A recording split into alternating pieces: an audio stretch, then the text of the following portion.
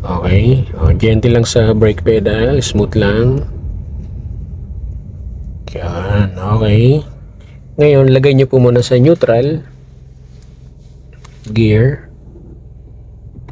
Yan. Tapos, engage nyo po yung handbrake natin. Yan.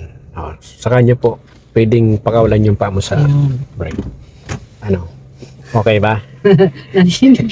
Bukas paggising ko masakit yung muscle ko dito. Kasi yung lane natin mamang ipapractice natin kasi hindi tayo pwedeng Diretso-diretso lang. oo na makakalipat agad doon sa kabila. Baka mamaya may sasakyan pala doon. Ngayon tuturuan kita mag U-turn.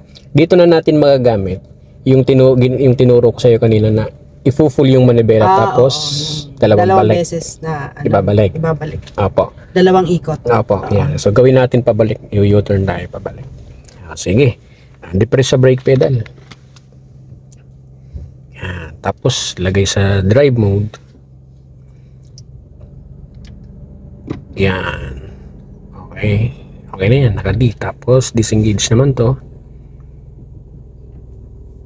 Hatak angat. Yun. Tapos pwede nyo na pong i-full turn ang steering wheel natin pakaliwa. Pero ang paa pa, naka-ano pa? Opo, naka-depress lang yun sa brake pedal. Yan, mamaya na tayo bibitaw dyan. Yun, tapos full mo lang, then signal po kayo pakaliwa. Signal down. Yan. So bago nyo po bitawan ang paa nyo sa brake, make sure na walang mga paparating sa likod. Yan. So check po kayo ng side mirror at saka sa harapan.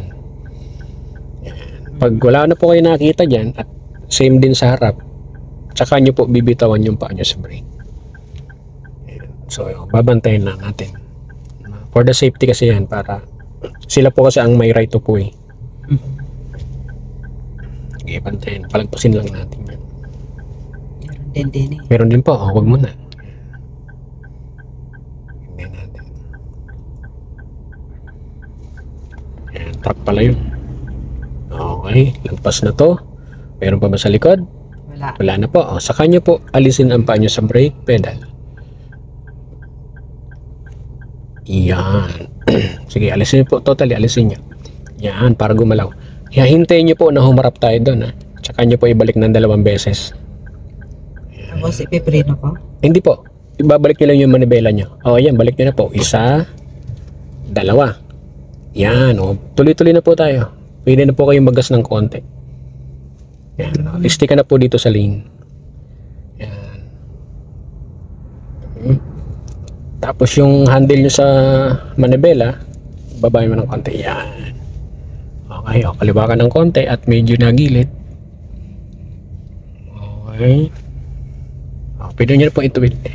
Ngayon para makita nyo po kung kayo ay lalagpas dyan or mahuhulog kayo sa gilid, pwede nyong sulyapan yung side mirror. Dapat makikita nyo yung guhit. At saka dito po, dapat makikita nyo yung gilid. Sulyap lang po kasi mas mahalaga yung harapan natin. Opo. Sige po, pwede nyo na pong lagyan ng konting gas para dire-diretso tayo dun sa dati. Yun. Okay. Proceed lang sa lane. Okay, adjust ka ng konti sa kanan.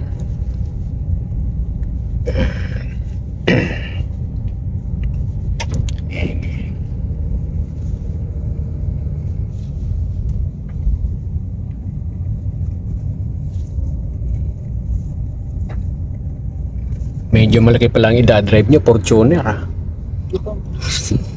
Mag-park.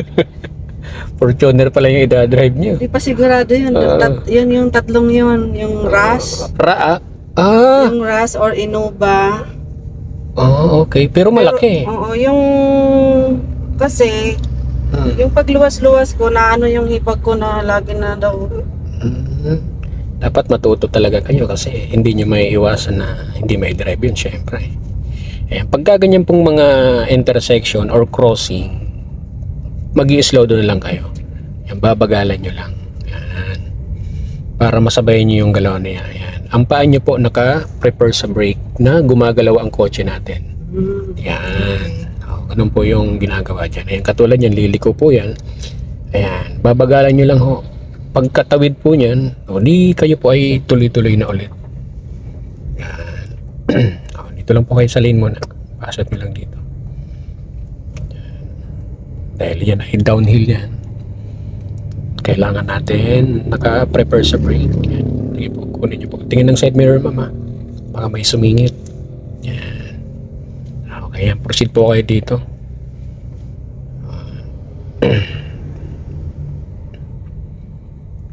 Sige, diretso lang po tayo hanggang dun sa pinanggalingan natin. Para ma-practice natin ng maayos yan. Yan, nalalay sa brake dahil medyo nabilis yung kotse.